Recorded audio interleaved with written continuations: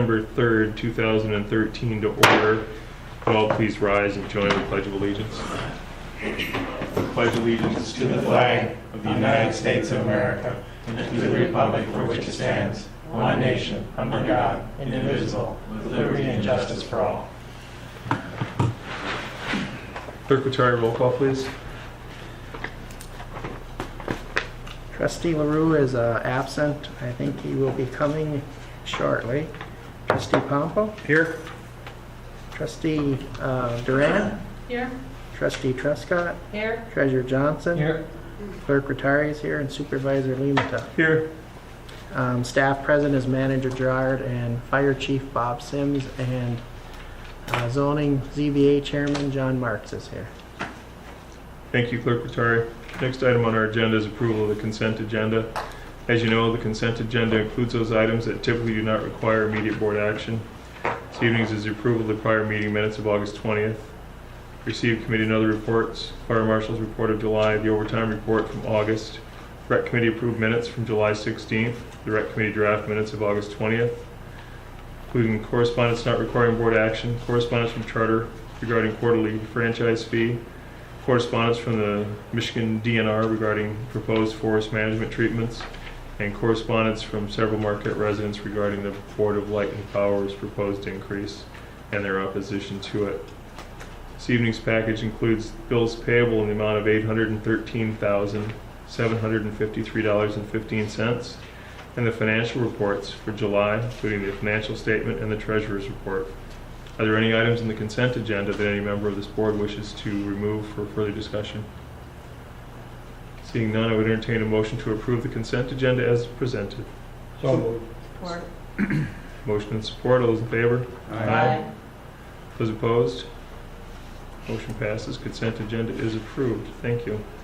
Next item on our agenda is approval of the remainder of the agenda. Are there any items here that the board would wish to add or detract from? Seeing none, again, I would entertain a motion to approve the agenda as presented. So moved. Support. Motion and support to approve the agenda as presented. All those in favor? Aye. Those opposed? The motion passes. The agenda is approved. Next item is public comment. Any members of the public wishing to make comment at this time? Seeing none, we will close public comment. Go to board member comment. Those board members wishing to make comment may do so. I have some at the last one. Okay. I probably could have done this before the meeting. I forgot about it, but you're not going to be able to read it now. I just got in the mail before I left tonight my packet for the library meeting tomorrow. I didn't realize it was tomorrow. Thought it was next week, but I'll pass those down. And what I'm giving you is a copy of the agenda for tomorrow and a copy of the minutes that pertain to the advisory council's meeting that I attended in June. And this is quarterly, remember. And what I want to just point out, and this really isn't a time for discussion, but I wanted you to be aware of it since I just got it tonight, is that there's nothing on the agenda addressing the comments I made as to direction of the council. And I did highlight on the back of the minutes the comments that the director typed on my comments. And they are accurate as to what I said, except that I did not say that the library board should come up with an alternative. I suggested this board, which meaning the advisory council, come up with something. So, Okay. I know you said, the board said last time I questioned that we would just wait and see what happens. It doesn't look like anything's going to happen, but if there's something you want me to say, I'd like to say that. I'd like to say that my comments weren't addressed. It looked like in the minutes that, I looked through the minutes of the library, the meeting was, I think, 2 weeks after the advisory meeting, and there's nothing in the minutes that the director brought to the board saying that I had made these comments. So the board doesn't know anything about it unless they read these minutes. So if anybody, and it's a very substantial packet that's distributed.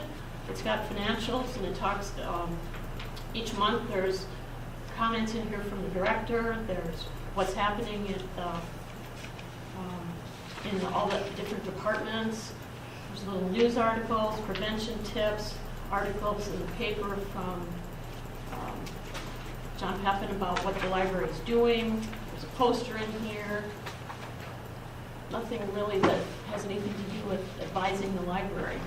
So, just so you know. I think, Lynn, I appreciate you saying that, and I think that if you're going to be at the meeting, you may want to make the formal request or a motion of some sort to ask what you need to do to get it to be an agenda topic so that you can discuss the, Okay. what you're charged with to be a Township Advisory Council. If you're really there just to take notes, well, you might as well just send us the minutes, and we don't have to waste your evenings once a quarter either. I mean, Two of us, because there's another representative there too.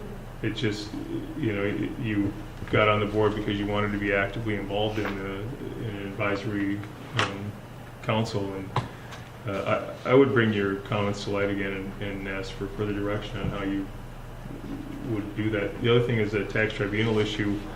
I hope they take it as seriously as the picture you painted. In fact, there's an article that I can forward to you that, Randy, did you send that article out that you were a part of, that Herald Palladium article? If not, I'll send it out, but you can read that article and you'll find that one township downstate, when they were faced with these tax tribunals, the first thing they did was eliminated their contributions to the library because the cuts in revenue so that they could ask for more millage towards operations. And I think that's something that could start to happen across the state, and it may be something that I would think that the Peter White Public Library Board and certainly the Township Advisory Council would be very cognizant of and want to take an active role in. I did mention to them, and I don't remember the figure right now, I had it written down, but I believe it's $300,000 that they would lose. Maybe it's not quite that high. But I did point it out that it would have a significant impact on the library, and that's why I brought it up. Yeah, and the amount that they lose from the millage is one thing, but like I said, I'll forward you this article, but you'll see that other boards across the state are saying, well, we're just going to eliminate those services that are not essential, and library being one of them. And I would hate to see that happen. So I think that if nothing else, they would want it to be on their agenda to be supported, whether it's to help get letters out for legislation that was supposed to be introduced today, although I've heard that it was not, in regards to trying to fix that issue on a state level. But it's something that they should certainly want to support, whether it be a letter writing campaign to local legislators or something. You may want to bring that up. Especially since this group, the advisory council, only meets 4 times a year too, so that if I'm supposed to bring information from the council back to this board, and it only happens 4 times a year, that's not really enough to have a good dialogue back and forth, know what each other's doing. True. And if that information isn't getting back to the library board, what's the point, I guess? Right, you might as well just attend the library board meetings instead of these Township Advisory Council meetings. And you'd probably be a much more active participant by doing so. And more informed. The only other thing I had was there was no planning meeting last week. That's why you didn't have anything in your packet. But there will be one next week. And I believe we're going to try to have a joint meeting with, is it Roads and Rec? Or just the Roads Committee? I'm not sure. Okay. So I'll have something on that. Thanks. That's it. Diana? Nothing at this time. Ernie, you're going to reserve yours till the end? For the end. Okay. Dan, anything? Clerk Tari? Yeah, with our technology upgrade, excuse me, you can now see our meetings that are recorded on our YouTube channel. So if you go to our website, right on the front page, there's a link that you just click on. It says YouTube, and it'll bring you right to our page on the YouTube site. And then that's where we can archive all our meetings now, or at least as many as I can put there. So at any time, if the public wants to review anything, our meetings will be there, just like the city of Marquette's now. Thanks, Randy. I think that's an important thing we told you as we were continuing to try to improve our communications with township residents, that we would try to find a way to do it. And I think this is just one more way that gives us the opportunity to try to provide more communication in an easier fashion, that we can reach out to more people instead of them having to catch it on Thursday night on a replay that they can actually go and click on the link and get to it. I think that's important.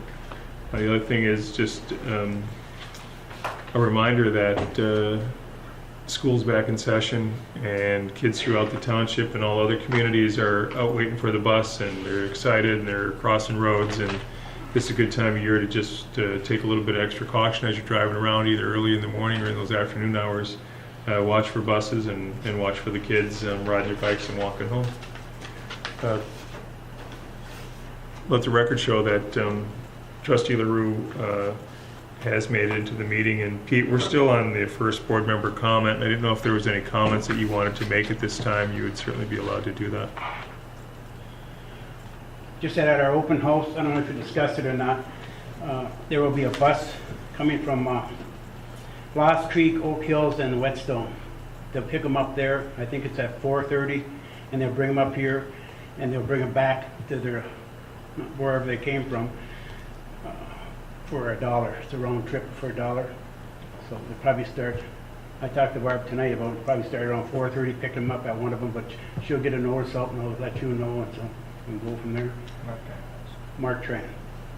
And then certainly, Randy, can you make sure that we get noticed out as well from the township of the availability of the Mark Tran buses to let folks know? Thanks, Pete. If there's no other board member comment, we'll close it. And if there's no forum discussion, we'll move to agenda item number 9A, the township facilities construction update. Anything to update us on, Manager Gerard? Fire department still has some work being done. Fire department, we talked a little bit about a couple of the issues that they had prior to the meeting. We'll get those taken care of hopefully tomorrow. And with regard to the building here, we're going to be going through kind of a living period. We've had SWIC in a couple of times to address humidity, humidification, heat, cooling, things such as that. And basically, what they said is it's going to be anywhere from a year to 2 years until the building actually dries out with all the moisture in the new wood and the new doors and everything else. So as humidity changes and as temperature changes, we're going to have some sticking doors and things such as that occasionally, they said, but it's not really anything that needs to be attended to other than just being aware of it. Really no major issues with the building so far. A couple of real minor little things that have been taken care of pretty easily. Our last of our appliances are being installed in the community room Thursday. So that's been done, will be done. Other than that, there's really not anything to report at this time. We're wrapping up both projects. Finally, we have a series of paperwork that needs to be completed to finally take possession and ownership of this building from the contractor that satisfied the contract. Same thing with the fire department to satisfy that contract when it's fully completed. We're just dotting the I's and crossing the T's at this point. Thanks, Randy. Any questions for Randy on facilities construction update from anybody? Seeing none, we'll move on to 9B, continued consideration of the draft rec committee, easy for me to say, bylaws. The last time we had it here, we had some comments back from the rec committee, and the only change that they had requested at that time on what we had was to have something in there about attendance. This is pulled from some information that we had on the DDA attendance and paraphrased basically to fit into the rec committee. So the additions, it's the same as what you saw last meeting, other than regular attendance is expected for all members of the committee, and absences should be reported to the committee chair before scheduled meetings to be excused. 3 consecutive unexcused absences from regularly scheduled meetings may result in early termination of members' appointment at the discretion of the township board. The township board reserves the right to terminate appointed terms and to disband the committee when it is no longer needed for any reason. So I think that covers what they were looking for. And Pete? We talked about the manager was going to appoint someone, like Jason's always at our meetings. Do you want to have that in there, that the planner will be there? Or do you want to just leave it out and just... how do you want to have that? You know, the language in there actually, because the township manager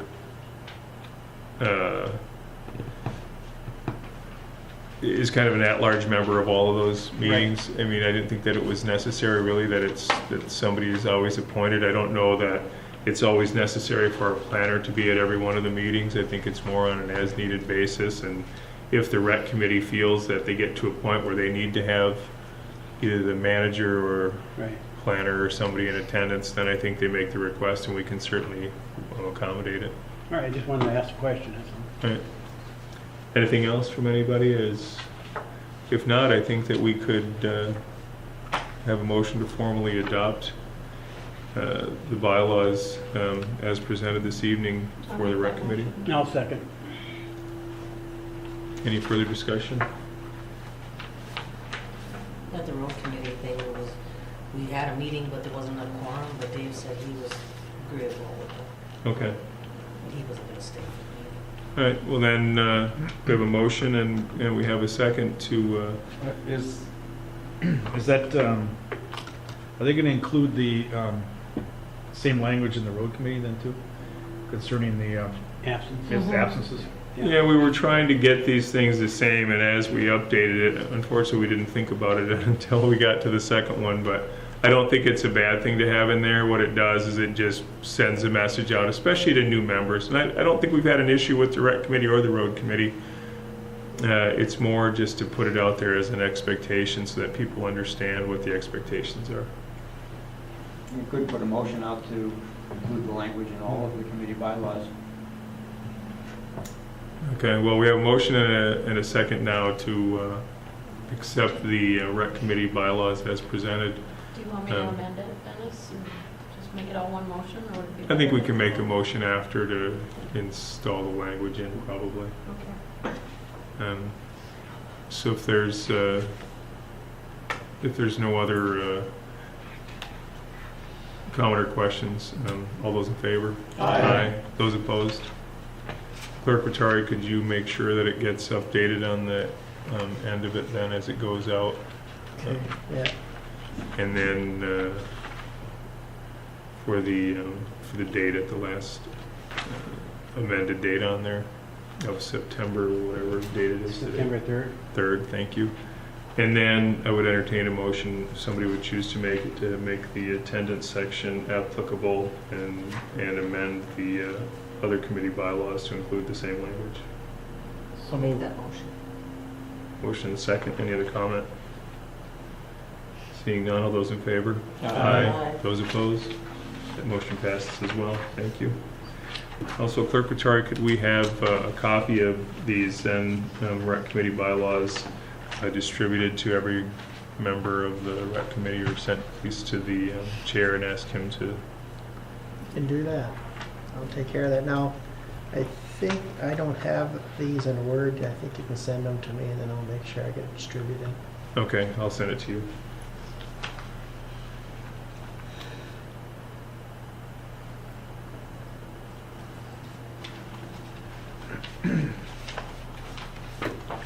Next item on our agenda is continued consideration of the township facility fees. You do have a transmittal from Manager Gerard in regards to the fee structure.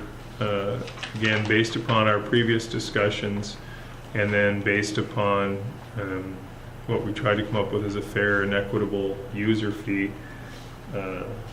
He did submit a breakdown. And now, Randy, my question for this, did this come from, did Roger have the opportunity to go through this? Is this what you received back from him, or do we still have to submit this to legal counsel after?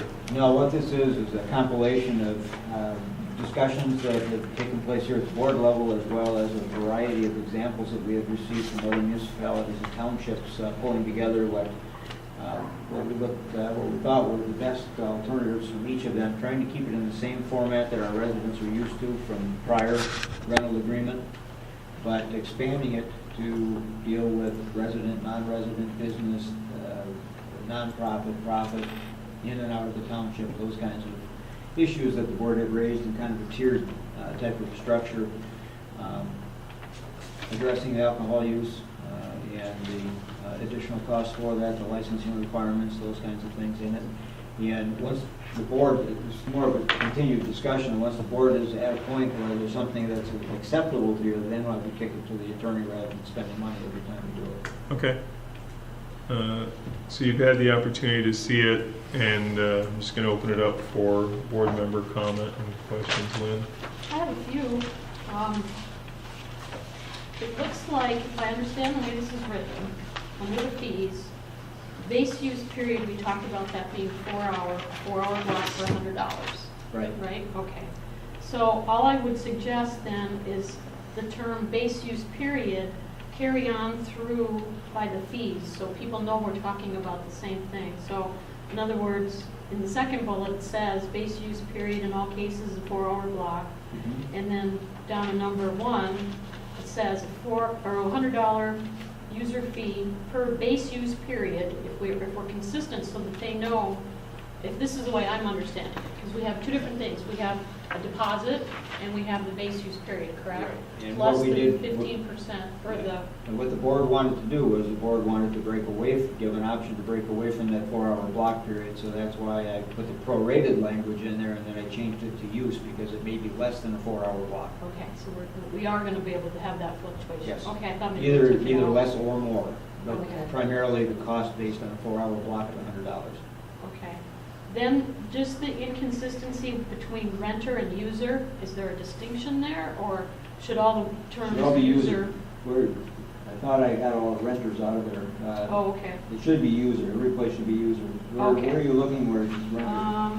Where did I see the I missed first it someplace. renter?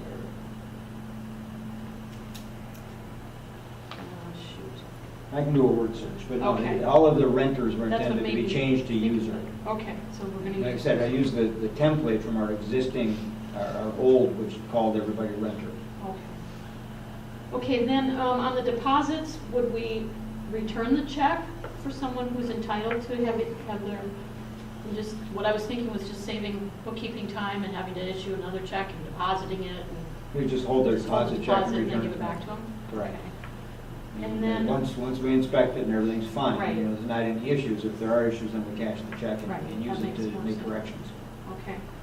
Then I'm wondering about the $15 an hour. I know we talked about this and having the employee on hand, but I'm wondering how that'll fit into overtime if we're gonna, It won't be And, overtime. It'll be a okay. separate arrangement. okay, This will be a separate agreement, and it may not necessarily be one of our service workers or our building and grounds caretaker. We have had one representative from the fire department who said they'd be interested in doing it as well. They currently do it for another organization. okay. So if they already got 8 hours for the day or something, would they not work, or So it would we wouldn't have? be us. They're not paid by us in their other job. So this would be a separate Okay. arrangement. Good. Same. Okay. Yeah, it's not one of our existing employees, so. Okay.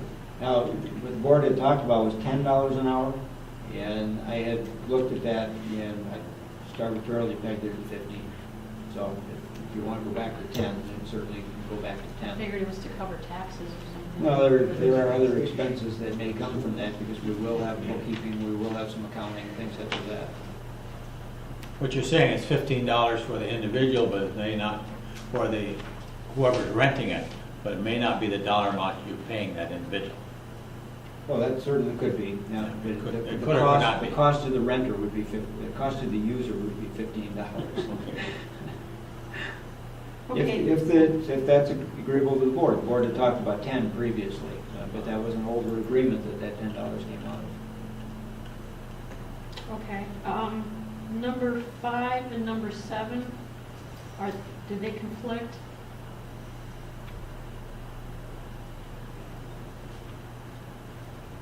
Not really, because when you're talking, right now, we've always had a position that if it's another municipality or another governmental user, we didn't charge them a fee because this is a government facility.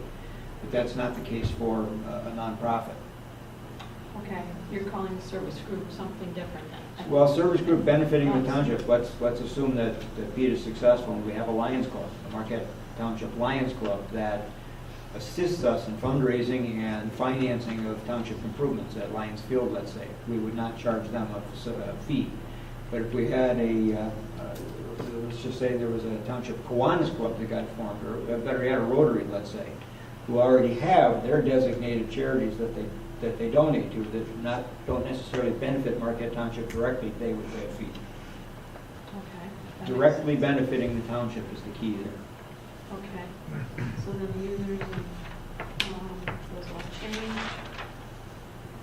On the back side, the township manager on behalf of the board reserves the right, or preserves. I think just the P has to go.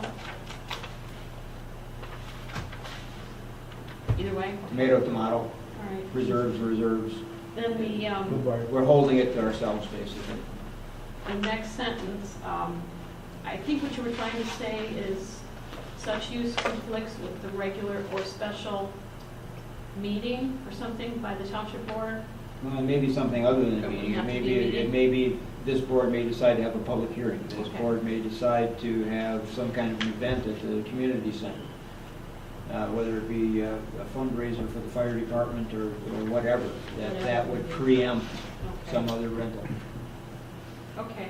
Then I just wondered if you were, maybe wanted to add at the bottom, the reason for the rental, is just to keep track of that, whether it's a wedding or a party or a meeting. Sure. And then the alcohol deposit, show that.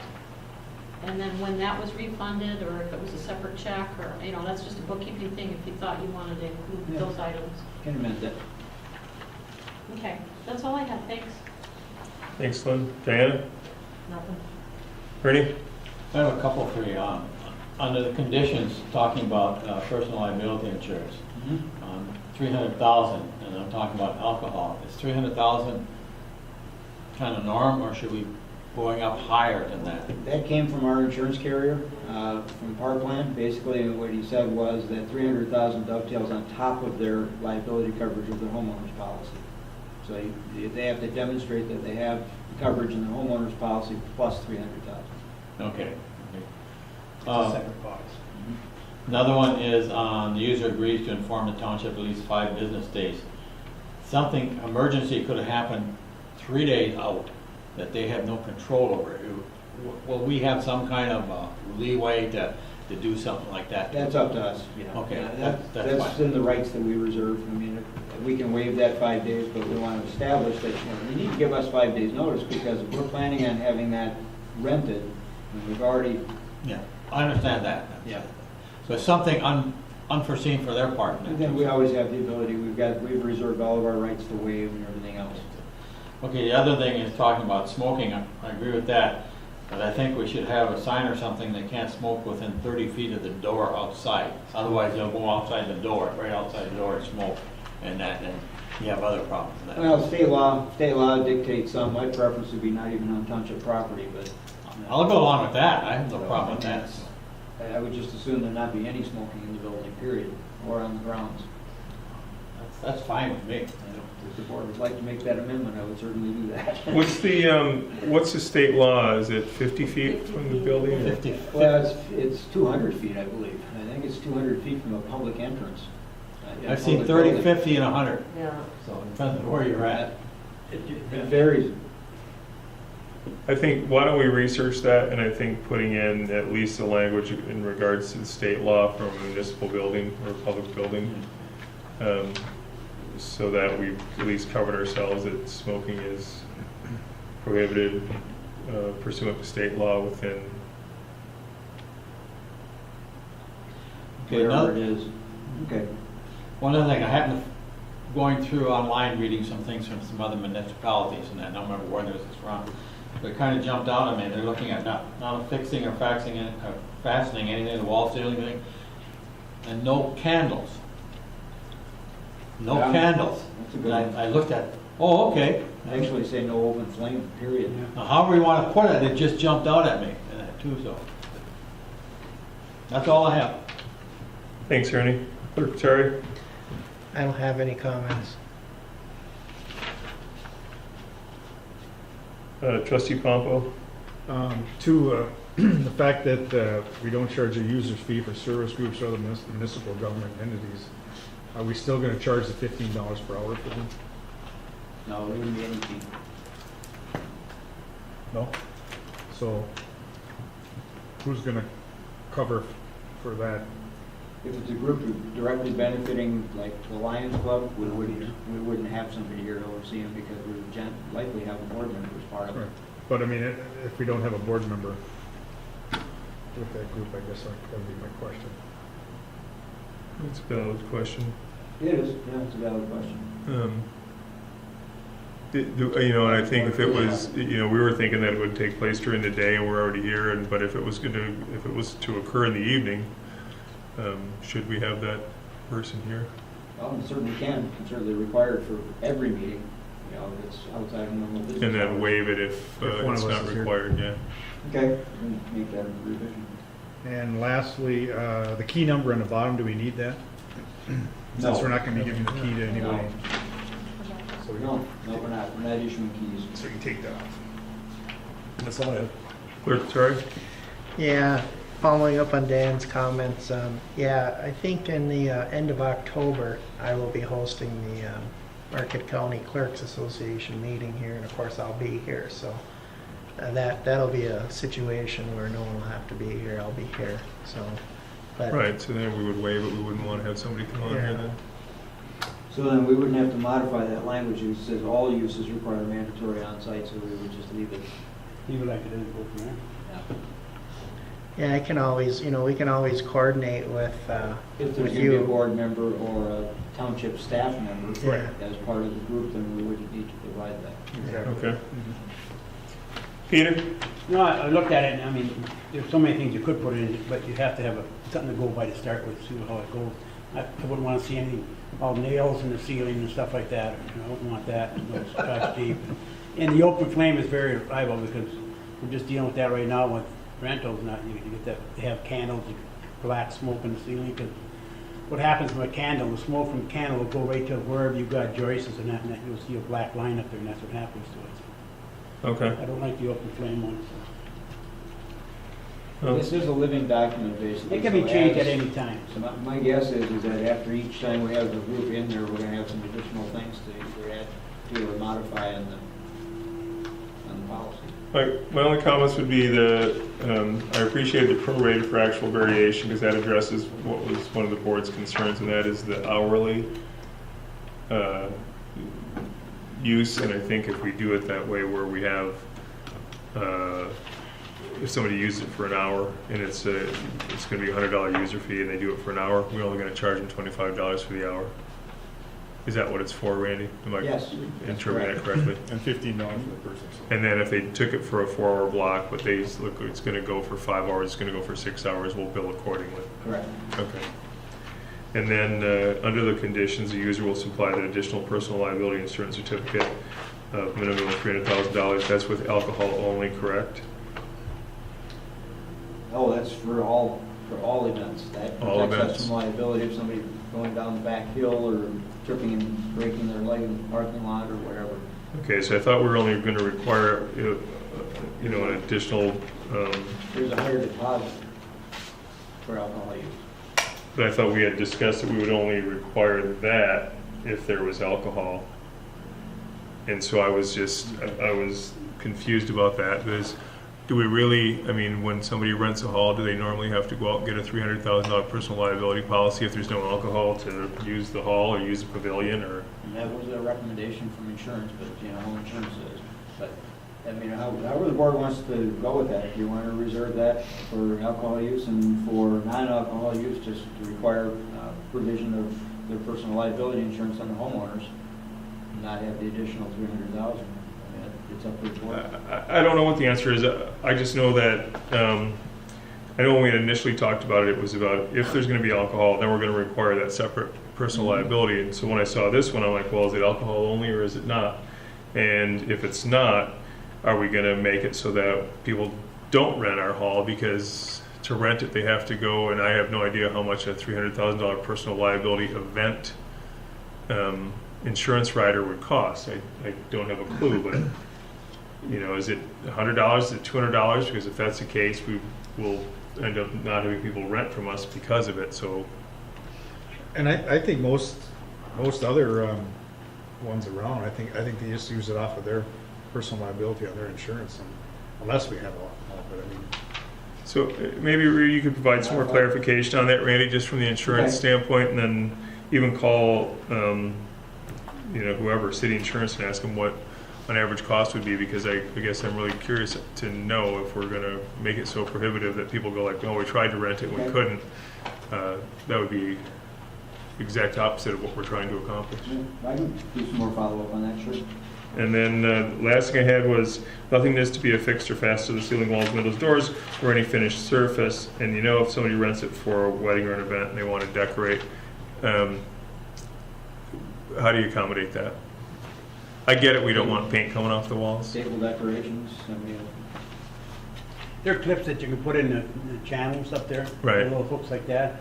A paper clip opened up goes on top of that. There's ways of doing it without ruining anything. Okay. we could even install some of those channel clips. That's what I'm thinking, is that we want to make it as easy as possible for people to comply with it, because if we don't, they'll just tape it to the wall with duct tape. Won't come Or down. they'll say, you didn't say don't staple. Or Yeah, you didn't say anything about push don't- pins. Don't use gum, Yeah. Well, it's pretty easy on the channels, we can do that, we can pre-station at the corners and halfway. And we will have somebody available to help them, so I mean, we would have somebody here that Yeah. would be like, oh, we actually have these channel clips, or we have, you know, those no marks sticker things to stick on the wall or something if we had to. You can also suggest helium balloons, that, tie with weights on the floor that comes up that way. Oh, yeah, That's- We do a lot of that at Halloween parties. right. Can I say one more? Sure. The user fee, let's see, 1, 2, 3, the third bullet says the user agrees to inform the township of the 5 days prior to cancellation. Mm-hmm. And the next sentence is the applicable user fee and deposit will be forfeited. So would the fee also be forfeited if they cancel, or just the deposit? Isn't that the purpose of would they still have to pay The for the deposit's event? actually a damage deposit. It's a reservation and damage deposit, because they get that back afterwards if there's been no damage. Okay, it's not like a down payment then. Right. So they would lose their user fee. Mhm. Well, why would they lose the deposit then if it's a damage if they're not coming? It damages us. Well, We we got lost the the user rental. fee though. Yeah, we lost the use. Again, these are thrown out for the board to consider and make whatever changes you think is equitable in terms of use of the facility. Yeah, and If I that's a change you want to make, then you can make that change. think that's a good catch, Lynn. I think that we don't want to, Right. we don't So want to it's make just money on the just the deal. It's deposit? just adjust it so that your deposit will be forfeited if you cancel, If it's a damage deposit, I would think they would get it back. or just the user Just fee the will be user fee. forfeited. One or the other. Just the user fee. User, the applicable user fee will be deducted from the deposit. And you did say that there could be mitigating circumstances that Mhm. Right. Then you waive. But don't put that in writing. Okay, so user Because they'll all be fee, mitigating user fee circumstances. deducted from the deposit. Right. The applicable user fee will be charged, I mean, whatever. Then I'm wondering about the smoking, not that I don't want smoking by any means, but if we're kind of thinking weddings, you're gonna have smokers at weddings, and what are they gonna do? Go out in the road, and then we're gonna have a pile of butts out there. I think if you put the state laws, the language from the Well, yeah, state laws whatever in it there, is. then we've made it very clear what we expect, and if we have to during weddings from the outside door, you put a can next to the dumpster, I guess, I don't know, to make it, they're gonna do it anyway, you might as well make it so it's not a mess. And There'd be a pile we'll somewhere, put 5 a, or 6 people. we'll put a garbage can next to the dumpster. Put a smoking sign way in the back of the dumpster. Well, just find out what the law says.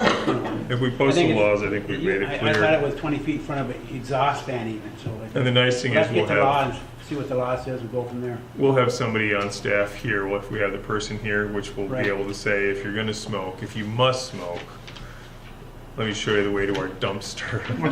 I'd like to put the smoke here sign in the middle of our containment pond.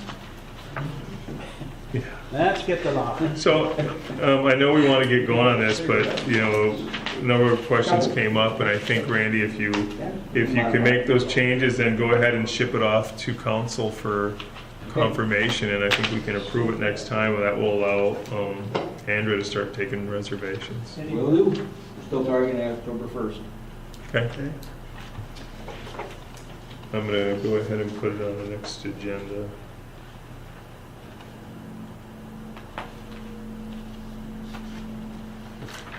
Next item on our agenda is the 9D, continued consideration for the Township Fire Department Officer Training Report.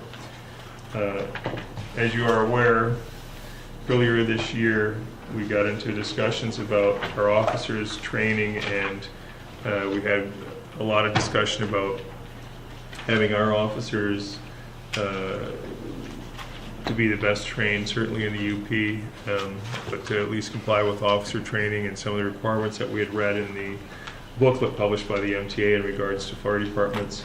I asked Randy and Bob just to provide us with an update, because our direction, the motion was for them to have installed the training and have the officers to complete it by the end of the year of this year. And I asked Randy and Bob to put together a report. You did get a transmittal from them. I would just have Randy or Bob to comment on it, on where we're at. I know in Randy's it says that we will commence the professional development's first segments at the beginning of the fourth quarter, starting Monday, September 30th. So do we have the systems in place? We're ready to go, Bob? Or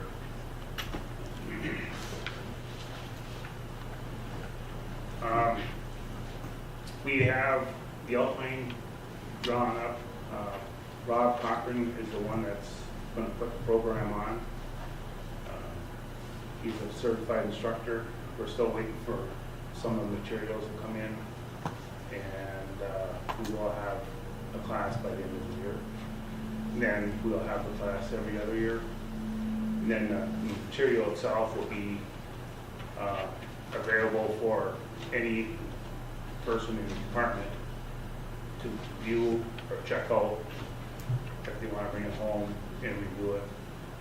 It'll come with a book, CDs, and workbook.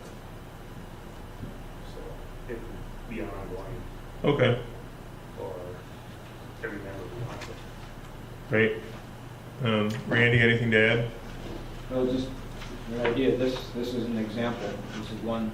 This is the strategies and tactics portion of it. So they're fairly sizable. It's a workbook that you go through. Has the program basically through it. There's a review and a check section. Benchmarks to be met. So it's a pretty decent program. This is the booklet that comes from the state. Okay. Questions from board members for Bob or Randy? Seeing none, thanks, Bob.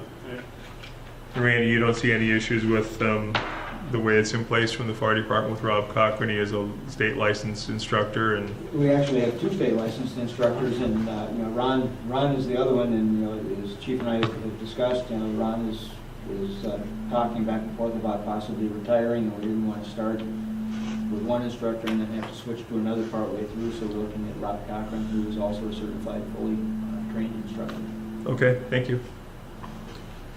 Next item on our agenda is budget amendment number 2013-11. Clerk Rattari. Excuse me. Present to the board tonight budget amendment 2013-11.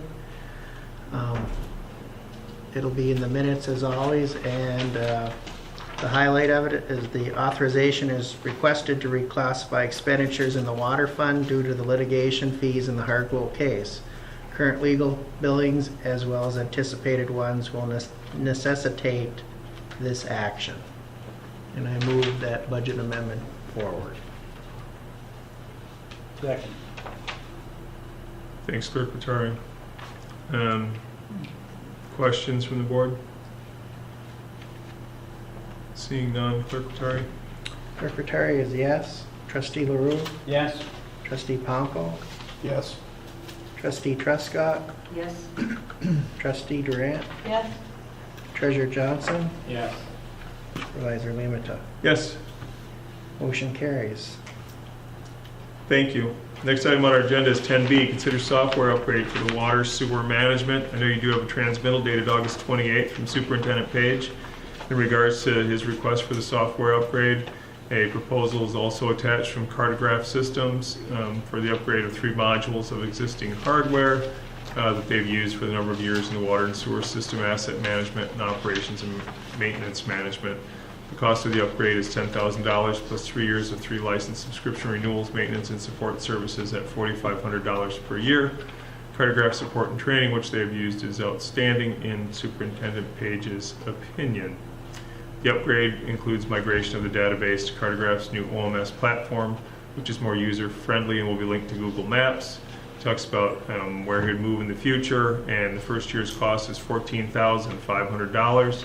Years 2 and 3 will cost $4,500 and $5,000. The wastewater portion of the upgrade will be grant eligible under the DEQ's new SAW grant program, and he respectfully requests authorization to accept and execute the attached Cartograph software and services agreement. Mr. Page is not here this evening, but I know Manager Gerard would be happy to answer any questions the board may have in regards to this. And also, just a couple of quick comments. First of all, the asset management function is one of the things the board has been looking at the last several budget cycles in terms of working through the budget process, answering a lot of your questions about how many miles of pipe, how old is it, all these kinds of things would be dealt with in that asset management program. It is definitely an upgrade over what we currently have. We now have the capacity to run these systems. We didn't have them previously in the old facilities. The process for the SAW grant program is already underway. Kirk has met with the DEQ representatives. They were here last week. So that application process is currently in process. Questions? Dan? This was not a budgeted item, I'm assuming, so No. my question is, where is the money coming from for this? It will be coming out of his water and wastewater funding. And his I hate the word, but his contingency line item, basically, that's budgeted for these kinds of things that weren't anticipated. Anyone else? A couple of questions. When they talked about the wastewater under grant eligible, are we paying for that now, or will we wait until we get this grant to pay for that portion of it? And it'll be a reimbursement grant. Most all of those water and wastewater grants are reimbursement grants. You make the commitment, you pay the funds, and then you're reimbursed from the state. Okay, so we have to go out and apply for it now that we did this? And Correct. It's almost the same process that you follow with the revolving loan fund, where you develop the project, you submit the project for consideration review, they approve the project, grant the grant funding to you, you make the commitment, pay it up front, get it done, and then they reimburse you. Another question I have is, you indicated before that we didn't have the capacity to do all this, but reading through this now, once we go through this, and I don't know if we have to get that ARGIS, A-R-G-I-S, or when he's talking about the cloud deployment on their servers. Now, we're going to be using their servers for this here, or do we have to wait for the next one before we get to that? The ArcGIS will run on our servers, on our equipment. And basically what that does is that feeds that data into the state's cloud base. I'm not a computer expert, but basically the cloud is the new net, in essence, basically. It's just a different way of archiving your information, your materials electronically. So it'll transmit there, and that's where it'll be housed, so it won't eat up our memory here. Because it says the database will reside on their server, which means all we're doing is we're just going to their server. It will not reside on our server at all. We're creating the information on our server and archiving it to theirs. So that's where the data will stay. They will, in essence, own the data as a result of the grant funding. But we'll have unlimited access to it. I think the last question I have is, what do we have to pay now? 'Cause looking at all these figures and that, 14.5. 14.5 is the upfront cost. I was looking at the 10,000 and then looking at what we do on the 13, 3/18/14, which is $4,500. Right, so 10,000 plus the 45 would be our first year cost. So if we pay 10,000 now, we're paying 4,500 before it actually has to be paid. And it'd be a total cost for the first year, 14,500, then 4,500 the second year, 5,000 the third year. For a total of 23,500. I know that. What I'm saying is, when I'm looking at when things are due on the 13, 3/18 on the 14, 60 days prior to that, 60 days prior to that, we'll bring it back to the middle of December. So if we okay it now, we're paying about 3 months ahead of time. that Well, if we $4,500. okay it, he doesn't have to pay it until it's due. We're just giving approval to move Okay. forward with But again, we will be funding prior to getting the grant. The grant will be a reimbursement grant. Okay. which is outside of this 23.5. It's a $5,000 on the wastewater. According to Kirk's transmittal, the grant, this portion of it is for water, and $5,000, which would be the wastewater portion of the upgrade, is grant eligible, and he's working on that. So in essence, what you're doing is you're funding an asset management program for water and wastewater. And all they're requesting right now is not to exceed 23.5, the $5,000 he's working on for a grant. So I think the motion would include something not to exceed the 23.5 proposal from Cartograph. Over a 3-year period. Right. Lynn? I was gonna ask where the money came from too, because we didn't get the form filled out, so it doesn't say what account it's coming from, but. The contingency account from water and wastewater. Okay. Then I'm assuming that half and half, right? They'll The split the 23.5 is water, and that Water, $5,000 is 5,000 is wastewater, so wastewater. it'd all be 14.5 we pay now would be out of the water contingency fund. Okay. So the 5 is reimbursed then to the And the 5 would come out of the wastewater third? The grant would be reimbursed by. when they do that, but he doesn't have a time frame issued for that other than that it is grant eligible, and they're pursuing the grant now. Yeah, I'll take that one. But we're not going to approve the $5,000 expenditure. There's no request from Kirk right now on that $5,000 expenditure, the wastewater portion at this point. Okay, thank you. So the only thing we're approving the total amount over a 3-year period, which is right now all, they need to pay 14.5. Correct. Right, what you're approving is a request for $23,500 over 3 years for the water system to provide this asset management project, and an additional $5,000 for the wastewater that is grant eligible under the SAW program with DEQ funding. But he's not even asking for the 5,000, he's just commenting on it at this point in time. Right. Correct.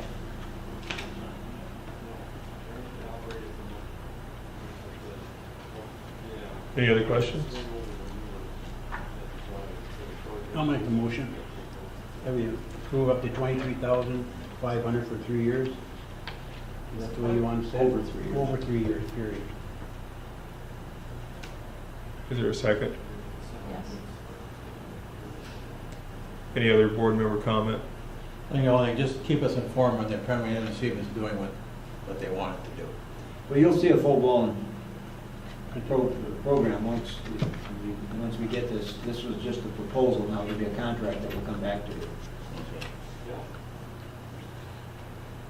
So we have a motion and a second to authorize Superintendent Page to move forward with Cartograph Systems in his request not to exceed amount of $23,500 over 3 years. To accept and execute the attached three, yeah. And execute. All those in favor? Aye. Those opposed? That motion passes. Thank you.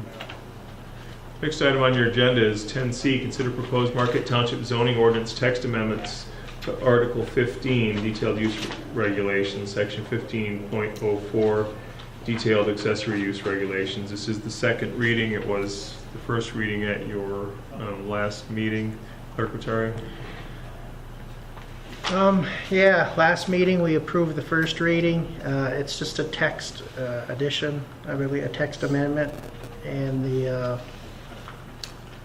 it's under section 15.04, detailed accessory use regulations. It's an addition, it's D, general business zoning district dwelling units, and I'll read what it is. It's just a short paragraph.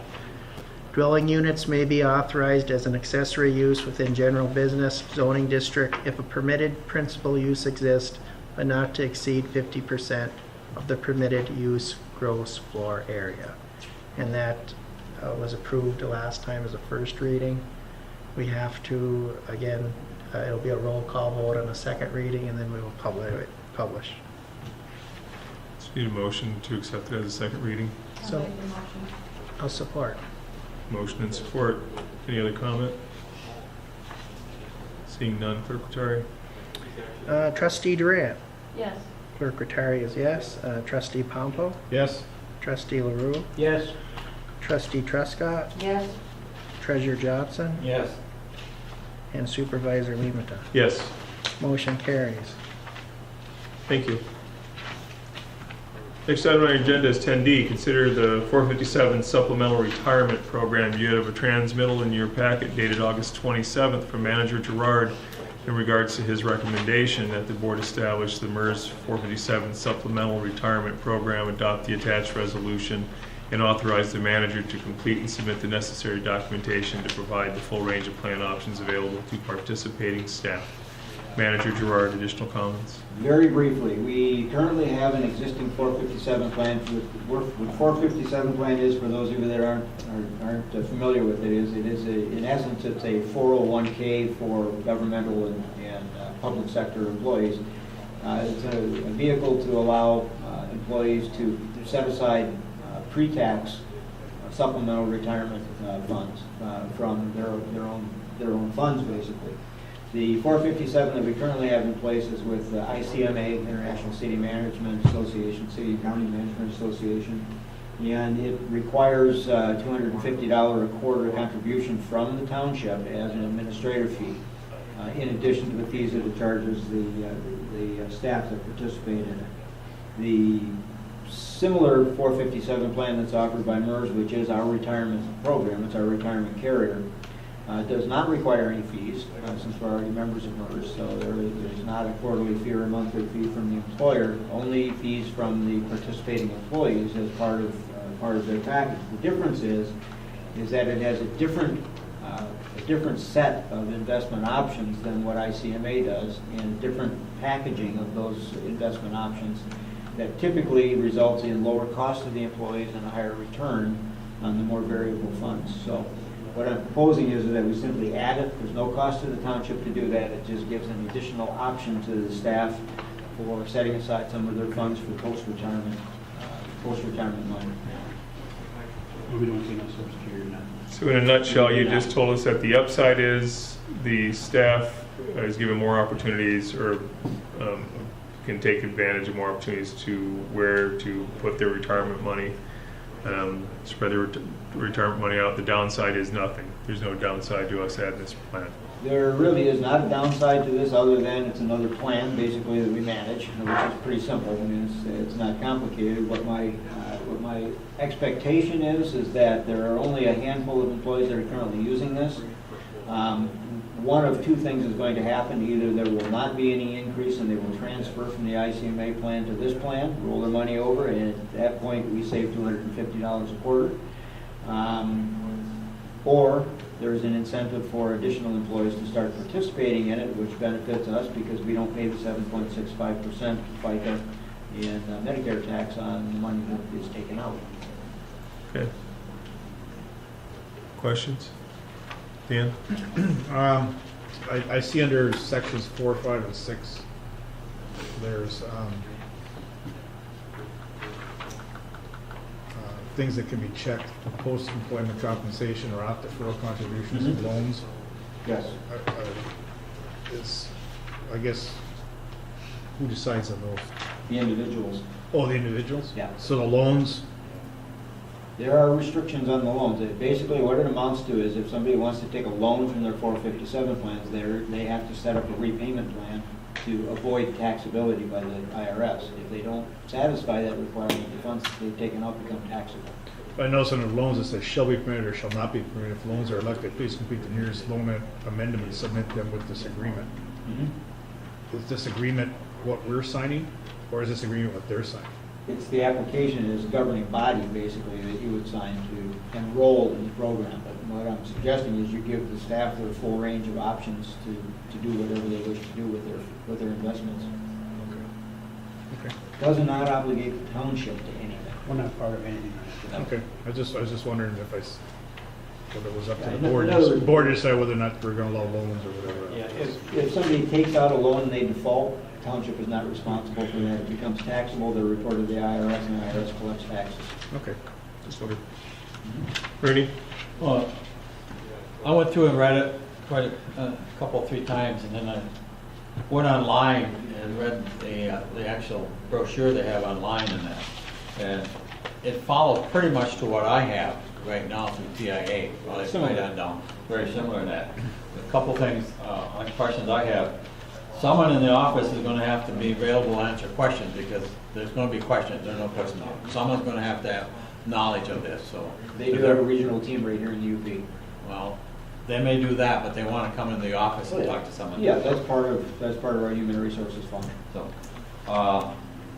the other thing, then I started looking at the costs for the employee, and 0.52%, that's way high as far as I'm concerned, when I went all the way down the line. Maybe I'm so used to TIA with 0.2 and 0.3, something like that, and there's no cost to me at all, because I'm looking at $5.20 per thousand. That's the total operating expense. If I read this correct, that means the employee is going to be charged at $5.20 per thousand per annual in that. Which means if you have $10,000 in there and it's static and nothing happens, it's costing you $52 for that $10,000 sitting there, and that's a big expense to me. But it's not costing us $250. It's his fault. I agree with that. I was on a committee at Northern, we went through all this, and the minute we started looking at fees, we started telling people to leave. We don't want to even talk to you because it's costing the employees too much money. These are actually lower fees than what they're currently paying to ICMA. And that's one of the reasons that there aren't very many participants in ICMA, is because the fees are even higher than these fees, and the returns are lower. Well, it may be that we want to also look at some other companies who have lower fees to provide the same thing, because that's what we did. And Vanguard was one outside of TIA that was a lot better than most of them that were sitting at the table with us. We told most of them, we don't even talk to you, because your fees for the employees are way out of line. That's true, but then there are fees to the employer. They get their fees one way or another. No, they didn't pay us any, Northern paid them nothing. They just wanted, they were knocking on the door to make their How long money. ago was that? Oh, about 6, 7 years ago. In that, so. It was prior to the crash. Well, I just look at the fees. Sure, it doesn't cost us anything, but it's costing the employee Yeah. a lot of money. It's optional. Employees don't have to participate in it. But, and the reason, quite frankly, when you're looking at those fees, 5.2 fees, those are custom designed selections of stocks to accomplish an objective. And those are specific post-retirement. They're directed specifically to people that in the last 5 years to 6 years of employment who want to maximize their return for minimum cost. And you'll see that there's higher fees as you go down to the more volatile packaging that requires additional, because they have an active management staff. It is MERS staff that actively manages these investments, the same staff that invests the $8 billion for the retirement system. They're employees of MERS. That was my biggest concern when I started looking at the actual fees for the employees and that. The rest of it is pretty well common or all across the board, and that you can go online and see everything, make your adjustment. The only question I have is that when an employee wants to add dollars to this fund, how many times during a year are we going to allow them to make changes like that? One time or whenever they want to? There's really no cost or effect on the employer at all. There is no limitation on how often individuals can move their money from fund to No, fund. I'm not talking about that. Through payroll, you have to make a commitment. Payroll deduction. Payroll deduction. How often are you going to do that? Because now all of a sudden you've got staff now having to do all this and that. Well, it's no different than ICMA. It's the same thing with ICMA. You can change your contribution every pay period if you want with ICMA. You just fill a form out and submits it electronically, and that's it. I think it's a lot of work, because normally we work once a year and that was it. So. You can do that if you want. You know, you can limit when they can do it or they can't do it. We've always been able to change ours whenever we wanted to, I mean, and the deductions. yeah, I can change the amount I contribute. At any time, I can change it 3 times in a week if I want to. There's no, Most of the but time. why would you do it? You set it usually for the year and you're set, or something changes and you make changes. If you can contribute more, you contribute more. But Yeah, well, basically what they do is they set an effective time frame. In other words, if, you know, you can't chase the market, basically. You know, if the market's going up today, you can't call today and say, I want to change it today to go from this fund to that fund. There's a lag time. It's usually 24 to 48 hours before they post it. So, you know, so you can't change that. Right now, you know, I'm part of the ICMA, and basically what I can do is I can pick the phone up and call ICMA, give them my Social Security number, and I can change my account today. And then I just let Lois know what my deduction is, sign a deduction form, and she takes it out of my next paycheck. I mean, it's, How many from our employees, standpoint, it's pretty minimal. how many employees are really talking about that may take advantage of something? No, like I said, we only have 17 employees to begin I with. say the worst case scenario is 17, so I mean, it's not like it's a big Yeah. deal. Probably from age 57 up. I would like to have all of our employees involved in it for a couple of reasons. One is it reduces our retirement costs, you know, and the demand for additional retirement benefits that we have to deal with. And secondly, we don't pay the 7.65% in the payroll taxes on whatever comes out. Lynn, you had questions? Actually, I was concerned about the fees too, not from our perspective, but for the employee, that it seemed kind of high to me too, but I didn't research it quite as in-depth as Ernie did. I was thinking, is there something else that they can do that would be a little bit cheaper? It just seemed like it was kind of cost burdensome for them. I don't know. If it don't work out, we can change it. Yeah, it's voluntary. It doesn't cost you anything. It's voluntary. If nobody uses it, you can eliminate it. So what do you need from us, Randy? A motion to pass a resolution that's included? That's pretty much it, and to authorize me to complete the paperwork to submit. Clerk Terry?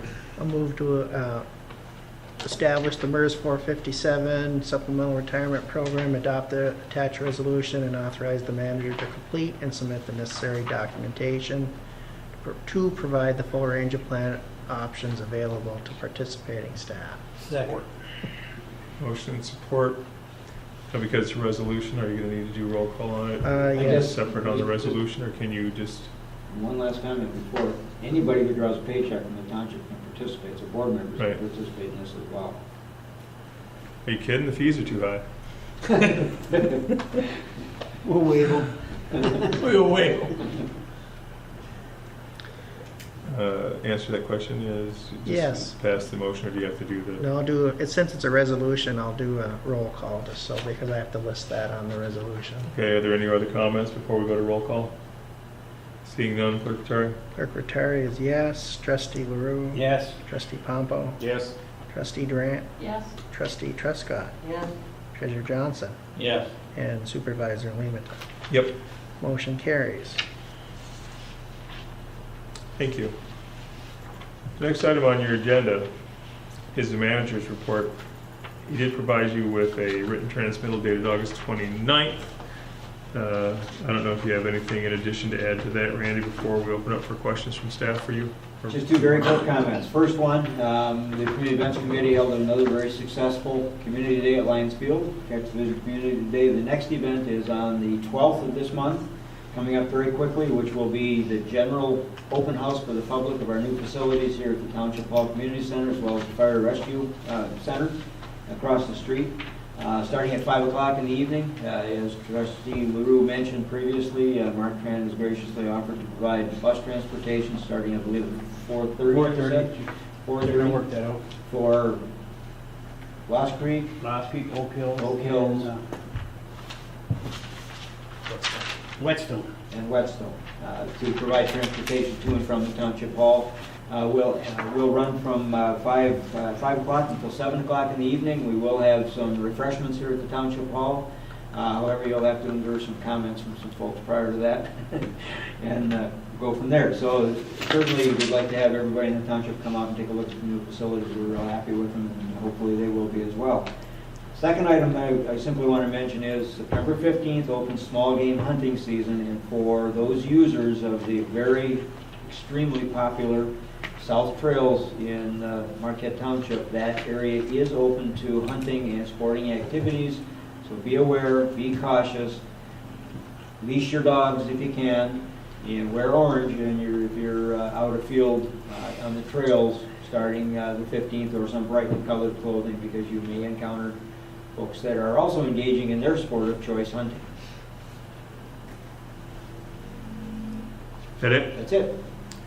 Questions from the board for Manager Gerard? Pete? What's the next day for our sweeping of the township? Along with the conversation I had with you the other on Friday about the shoulders being washed out on Van Boom and a couple other ones. They appreciate you having somebody take care of that too. No, but It is getting real bad. Like on Van Boom especially, I see Woodridge, the sides and the shoulders are being washed out because of the heavy rains. And we'd have to, you're contacting the county road, but, and then the other thing was sweeping with all the sand and rock being swept out, being swept out into the roadway. When do we get our next sweeping, you know? there is an extremely good likelihood that we will not have sweeping this year. Okay? The last information I got from the road commission is that they may not have equipment or funding to do sweeping this year. Well, we can hope for every rain to push it to the other side. Well, what we're doing is we're utilizing the, hopefully the window shuts, blows the other way. We're utilizing the jail crews as much as we possibly can right now, and we had them here all day today. We had them all day Friday, and we're trying to utilize them to clean up some of the intersections. We're trying to use them to remove some of the growth at a couple of the intersections. Not the ones that are in the wetland areas that are within the road commission right away, but in some of the other areas. And we're going to continue to use them. I noticed on Brookton Road, and I'm not sure where it came from, there's a significant amount of gravel would be on the east half of Brookton Road that I have no idea where that gravel came from, but it looks like it just spilled on the roadway from the truck. So we're going to send our guys over to try and clean that up. Any other questions? I just have one. You're talking about Grove Street, no further improvements can be accomplished. I think that has to do with the weight restriction in Grove Street that was placed on it many years ago. It does, and that basically what the road commission has expended their discretionary funds basically, and all of the funds that they have remaining for the rest of this year are funds to be used on general roadways that are unrestricted.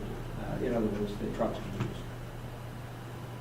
So as long as that weight restriction is on Grove Street, there's not anything more they can do to Grove Street this year. I will pass along a message from my bride in that case, that you can pass along to the road commission, that the chip seal that they did on Grove Street was putting pearls on a pig. It's still a pig. I'm not even so sure they were cultured pearls, but It didn't do anything from what I can visibly see. That road needs some maintenance. There's huge divots off the road, especially by where our well road turns in, where people have run off the road or turned in and out of there because it's a popular hiking and dog walking, bicycling spot. It has created a pretty dangerous intersection. It should be no passing, but now that they've taken the lines off, they're not double yellow anymore. They just have markers on there for right now. So people are passing on a double blind curve with the intersection of Vanderboom Road at the top of a hill, and then the Well Road turned off, and then there's huge areas of big potholes that are wore off right into the immediate side of the road on the south side of Grove Street that will suck people right off the road, and it's right now it has created a very dangerous situation in my opinion. And if it's going to take that, we have to look at removing the weight restrictions off that road to get some work done. That may be a discussion that this board is going to have at some point. The conversation I had with engineer manager Waneke was that the condition of Grove Street was such that the cracks and the issues that they had were beyond being able to be filled by traditional, the crack sealing method. They elected to put the chip seal on it as a Band-Aid. Basically, it's a relatively short-term Band-Aid, but they felt that was the the most expedient, most effective thing that they could do to that road with the funding that they had. And the message was, they certainly would like to do something with Grove Street, but they can't as long as that weight restriction is on it. Okay. Pete? Randy, how would we approach the trees that are growing over the roads? Because they're hanging down the vehicles, and you can see the buses and that. They have to ride over a little bit because they're so darn low, and then you hit. What's your comment about they don't have no money for the road commission? What are we going to do?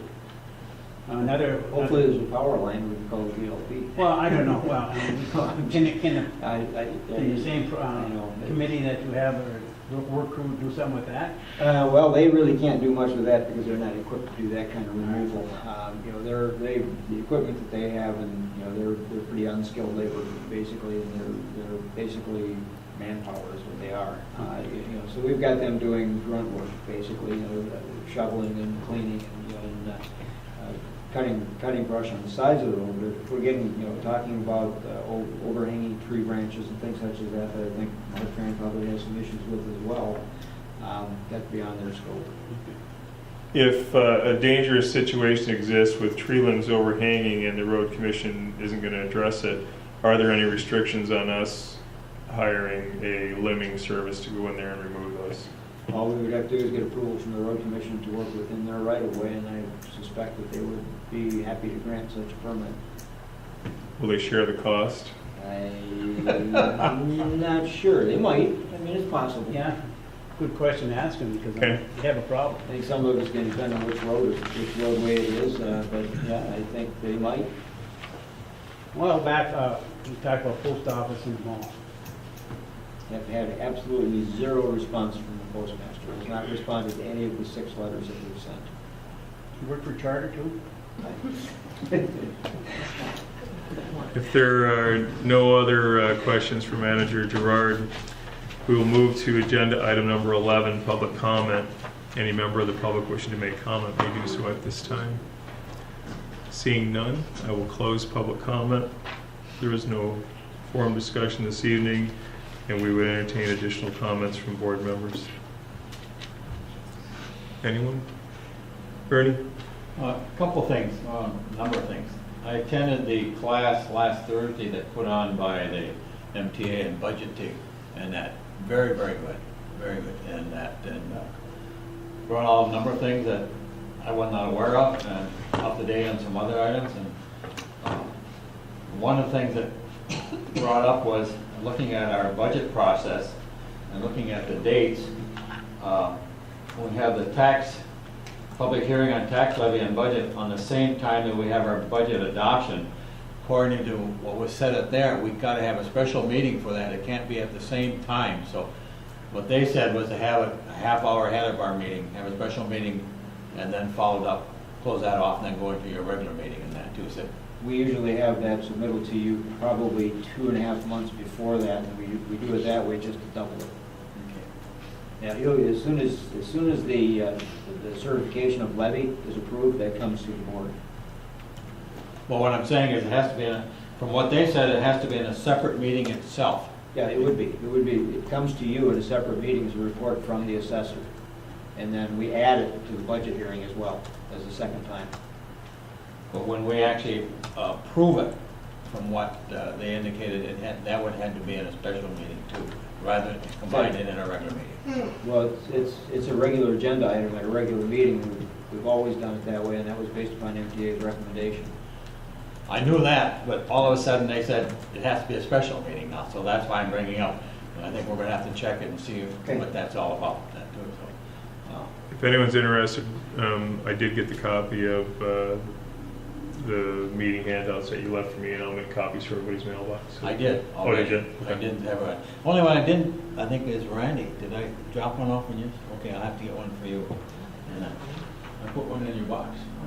So it's there. So I thought it was very well done, and that a couple things brought up was the time frame for getting information to the supervisor and time frame getting me to the board, and then looking at the time frame here, going back again, looking at the dates we have for our meeting on December for approving everything. December 4th, we have to have it to the news media 7 work days prior to that, which means we have until the last budget, or last meeting in November, and then looking at when everything is due to the board by October 1st, we've got less than 2 months to go through everything to get it all wrapped up in that. So I'm a little concerned with the time frame at that point in time. And that works into another question I have. Within the next 4 months, we have not only the budget we have to worry about, we have union contracts coming up, and we have the manager's review coming up. This is all going to be compressed in a very short period of time, and I think we're going to be here a lot longer than we want to be in that. I think we could have had the union contract's going to have to be started addressed immediately, which means by the next meeting, I think we have to have a closed session to start the first step of that, to move on that, get that going, so we know where we're at this point in time. Because otherwise, the year end is going to be here and we're still be working on it. So that's some of my concerns at this point in time. In that we've talked about, and it was brought up about having what has cost us for these 2 buildings, and we haven't seen that yet. We need to have that, the total cost where we're at this point in time. I haven't seen that come through yet. The electric rates, we mentioned, there was some comment the last time about we may be in a position where we're paying too much according to state law or something. I'd like to follow up on that and see where that's all at this point in time too. So, let's see. Has anything gone to the county board for getting any type of dollars from them for our tax tribunal costs and that at this point in time? Well, that's something else we need to worry about now. I think that takes care of that. I got 2 other things. One thing is the credit cards. I had a meeting today and Dulcie set this up. We're looking at having credit cards available for individuals coming in to pay their taxes and paying their water and sewer bills and that. This is the first step, so that's probably within the next month and that. I don't really have to come to you people to do it, but I want to make sure you're fully aware of what was happening in that. So, I mean, no cost to the township at all, none whatsoever.